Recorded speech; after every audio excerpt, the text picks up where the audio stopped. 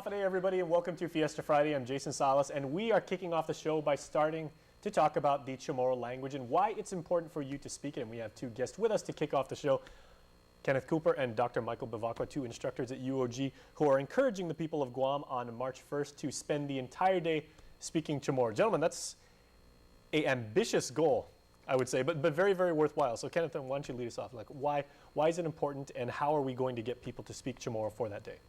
Well, first of all, one thing that we want to emphasize is just the Chamorro language is very beautiful. You know, we've been speaking it for 4,000 years. And so what we're really trying to emphasize is that Chamorro is an everyday language. A lot of people tend to think, oh, you speak it at church, or that's the language of the elderly. But the message is, no matter where you are, no matter what you're doing, you can use this language. If you go watch a movie tomorrow, 50 Shades of Grey, for example, can you talk about that in Chamorro? Absolutely. That would be an interesting conversation to It have. would be, yeah. We were doing that in my Chamorro class earlier today at UOG, is that we were translating parts of 50 Shades of Grey into Chamorro, the book. The literary community certainly is appreciative of that. I'm sure there are many different copies of it already translated. Probably the Chamorro version would be the first. Coming up next. It would definitely be the most pica. Yes. Yeah, it will. Exactly. So in what context are we asking Dr. Bevacqua people to speak Chamorro? Is it just, a phrase here, a phrase there, or, like responsorial things, or actually have a dialogue between people? Well, so it's ha'anan fino Chamorro ha, so as much as possible. So if you're somebody who already speaks the Chamorro language, we're hoping you'll take this challenge and you'll speak to everyone around you in Chamorro, especially your children, your grandchildren, your friends, just to help get the language out there. If you're somebody who's taken DOE Chamorro classes, GCC, UOG Chamorro classes, we're hoping that what you'll do is you'll take the opportunity to, to use what you've learned over the years and see if you can push yourself a little bit further. Because a lot of people on island, especially if you're around your grandparents, you hear it in church, you hear it at rosaries, you hear it in the background at parties. You hear the Chamorro language everywhere, but we really want this to be a time when people challenge themselves to see how much they can use. And hopefully, some people will be surprised at how much is already in them. It's just about unlocking that. Yep. Now, I would also say that based on our observation, the use of the Chamorro language in everyday conversation, again, not just, Hafa day here or there, hunga and ahi, is probably stronger in the South.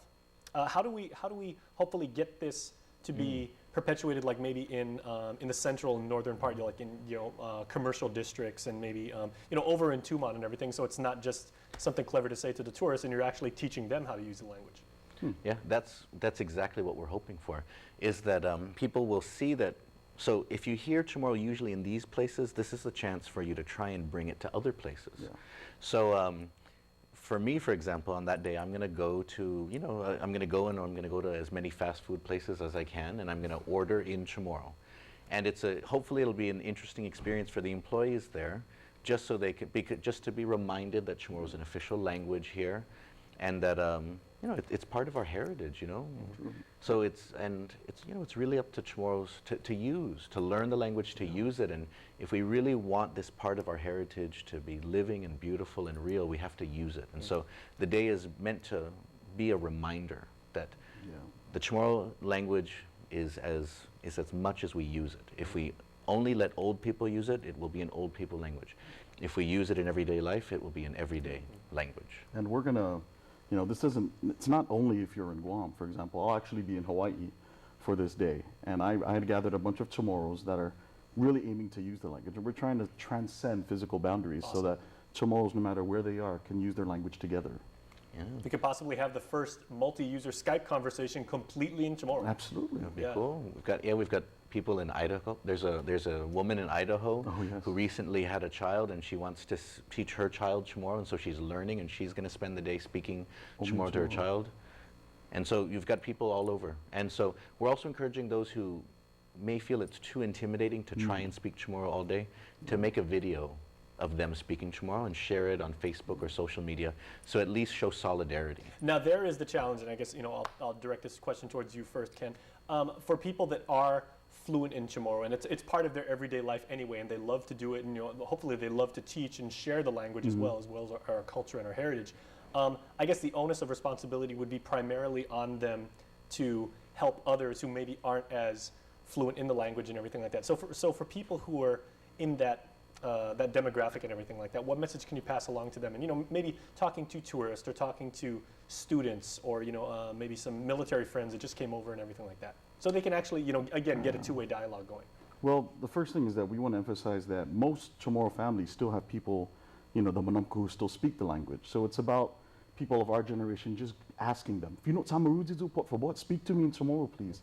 And once you ask them, you know, it's, you know, they're your family. They will hopefully, you know, participate and speak to you in Chamorro.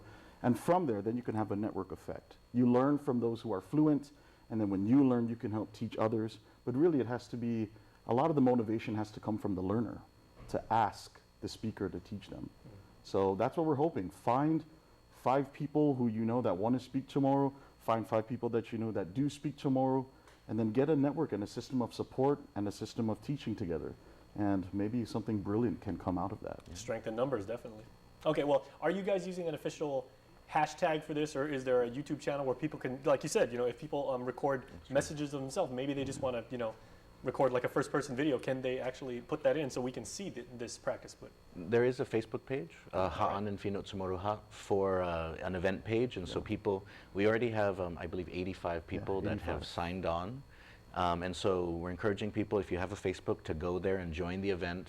Say you're going to it on the 1st of March. And then people have been posting their phrases that they can use, strategies, tips for surviving this day of Chamorro. And so we're also encouraging people, post your videos there. Excellent. And of course, I'm assuming this isn't just a spoken word, but also when you engage in social media, Absolutely. Post comments in Chamorro. Oh, yeah. We're going to All right. WhatsApp fully in We're Chamorro. gonna Send us a WhatsApp screen cap of that. That'll be very interesting. All right. All right, gentlemen, thank you for what you do, and it's a great idea. No, We'll follow up Sidus with you. Masi. Sidus Sidus Masi. Masi. All right, stay tuned. We will be right back. More show right after this.